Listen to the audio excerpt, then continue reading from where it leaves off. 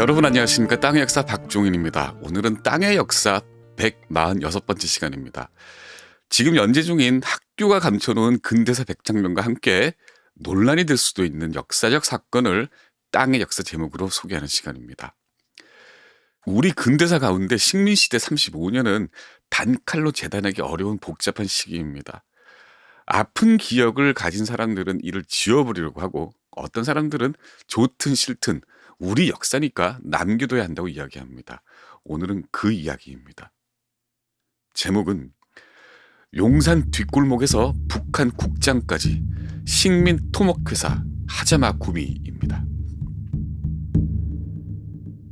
경기도 고양시 한국항공대 옆에 공동묘지가 있습니다. 주소는 고양시 화전동 663-9번지입니다. 묘지 초입에 큼직한 묘비가 있습니다. 이렇게 새겨 있습니다. 경성조차장 제3공군의 무연합장지묘. 연고가 없는 분묘를 한데 합장했다는 뜻입니다. 뒷면 끝에는 비석을 세운 조직 이름이 새겨져 있습니다. 주식회사 하자마구미 수색출장소. 조차장은 각 열차 차량을 이동하고 연결하고 분리하는 장소를 말합니다. 자, 서울 용산역 건너 용산공원과 맞붙어 있는 뒷골목에는 고풍스러운 건물이 한 채 서 있습니다. 주소는 한강대로 42길 13입니다. 지금은 민간 기업이 입주해서 사무실로 쓰고 있는데 원주인은 일본 건축회사입니다. 그 건축회사가 하자마구미입니다. 또 있습니다. 휴전선 북쪽에 있는 대한민국 영토를 자기네 나라라고 우기는 조선민주주의 인민공화국에는 국장이 있습니다. 타원 바깥으로는 곡식이 있고 가운데는 하늘과 산이 있는 전형적인 옛 소비에트 국가 국장 디자인입니다. 북한 국장에 있는 이 산은 백두산과 천지입니다. 천지 아래에 꽤 큰 공장이 그려져 있죠. 그 공장이 수풍 수력 발전소입니다. 7년에 걸쳐서 당시 세계 최첨단 기술로 만든 수력 발전소입니다. 이 수풍댐을 시공한 회사가 바로 이 하자마구미입니다. 이렇게 공동묘지에서 경성으로, 경성에서 압록강과 평양 한복판으로 이어지는 흔적의 역사로 들어가 보겠습니다. 한국항공대 동쪽 야산에 공동묘지가 있습니다. 이름은 화전 공동묘지입니다.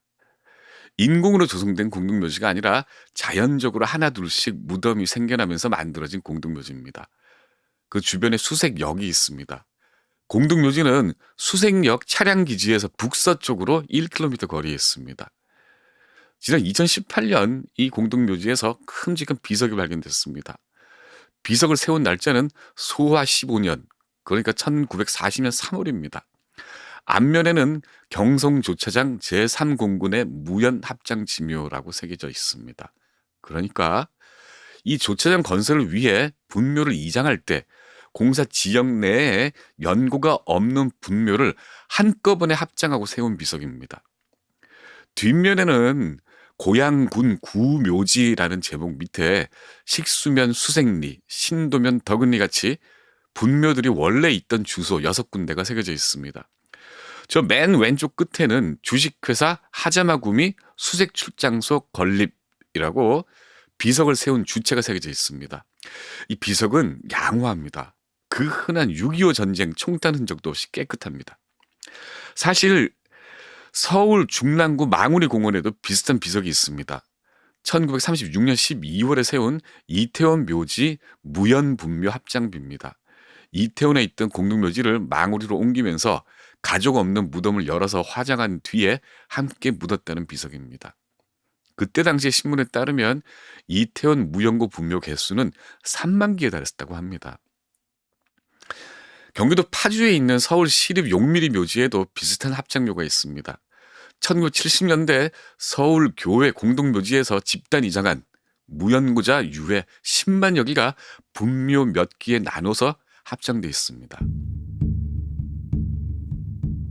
1936년 마침내 총독부가 만든 서울역과 마포역이 포화 상태에 이릅니다. 총독부는 경성을 비롯해 전국 5개 도시에 조차장을 신축하기로 결정합니다. 경성 지역 조차장은 이 수색역이 만들기로 확정을 했죠. 경성 조차장은 5만 평 규모고 그리고 한 번에 열차 차량 2,000량을 수용할 수 있는 조차장으로 설계가 됐습니다. 전국적으로 진행되던 조차장 건설 공사는 1945년 태평양 전쟁에서 일본이 패망하면서 미완으로 끝났습니다. 이후 대한민국이 이 미완인 경성 조차장을 수색 차량 기지로 완성해서 사용 중입니다. 해방 전 그 공사에 시공사로 참여한 회사가 하자마 구미였습니다. 하자마 구미는 니시마츠 구미 그리고 마츠모토 구미와 함께 식민시대 조선 내의 주요 토목공사를 맡았던 토목회사입니다. 1889년에 설비됐습니다. 이 구미는 일본말로 토목회사라는 뜻입니다. 이 세 회사는 지금도 대규모로 운영이 되고 있습니다. 하자마 구미는 지금 안도 하자마로 사명을 바꿨습니다. 이 세 대규모 토목공사 파트너는 흥남질소 공장을 만든 일본 기업인 노구치 시다카우였습니다.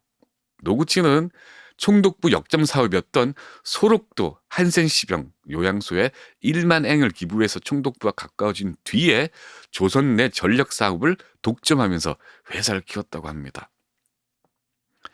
경부선 공사를 비롯해서 다양한 공사를 맡았죠.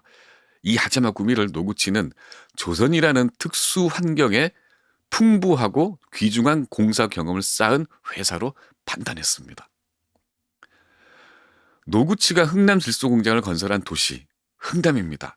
이 흥남은 노구치와 하자마 구미가 합작한 신흥 공업 도시였습니다.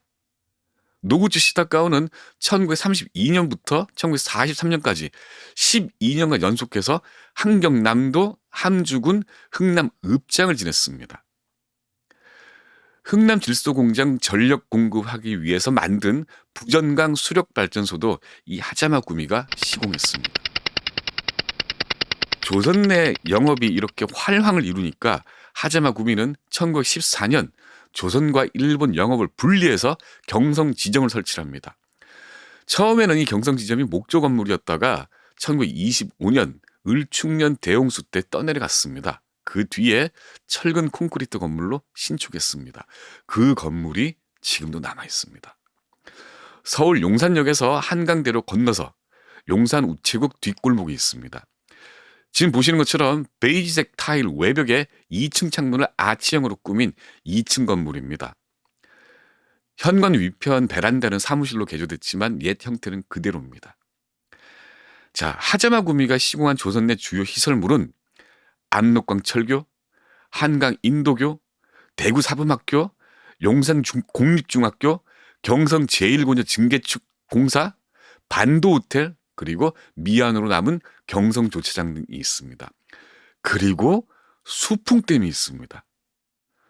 수풍댐은 일본이 세운 만주국과 조선 총독부가 합자해서 만든 수력발전소입니다. 1937년 당시에 전력량이 세계 최대였던 미국 후보댐보다 더 많은 64만 킬로와트 규모의 발전소였습니다. 이 발전소에서 생산된 전기는 만주국과 조선 두 나라에 판매할 예정이었죠. 이를 위해서 만주국과 조선 양국에 각각 압록강 수력발전 주식회사가 설립이 됩니다. 이 두 회사 사장이 노구치 시다카우였습니다. 만죽 쪽 시공사는 니시마츠 구미, 그리고 조선 쪽 시공사는 이 하자마 구미였습니다. 10만 킬로와트 발전기를 들여왔는데 일본 도시바와 독일 지멘스가 각각 5대와 1대를 제작해서 납품을 했습니다. 노동자는 인구가 밀집한 중국 산둥 그리고 조선 남쪽 지역에서 확보했습니다. 북한 지역은 인구가 적어서 확보가 쉽지 않았다고 합니다. 그런데 노구치는 노동자는 우마처럼 취급하라는 관점을 가진 기업인이었습니다. 그래서 댐 건설에 투입된 노동자들은 가혹한 노동 환경 속에서 공사를 했다고 합니다. 1941년 8월 25일입니다. 1호 발전기가 만주로 전기를 내보냈습니다. 며칠이 지난 9월 1일 2호기를 통해서 조선으로 송전이 개시됐습니다. 그리고 만 4년 뒤 핵폭탄 2방에 일본이 연합군에 항복합니다. 수풍댐은 북쪽에 진주한 소련군이 접수했습니다.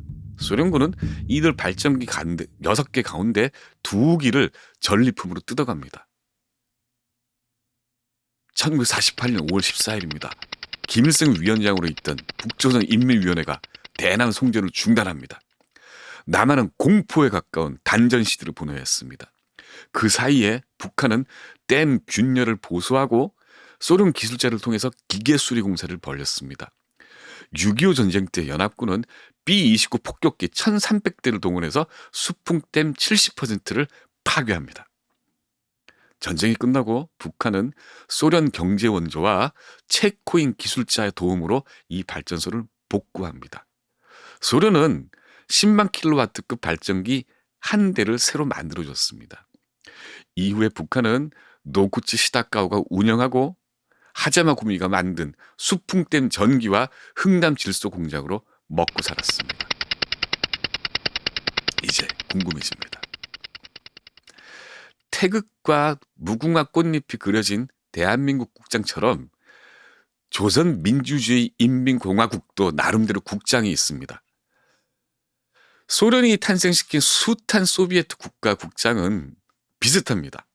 타원형 바깥에 곡식 이삭이 있고 가운데는 낫, 망치 혹은 자기네 국가 상징 조형물이 들어가 있습니다. 북한 국장은 어떨까요?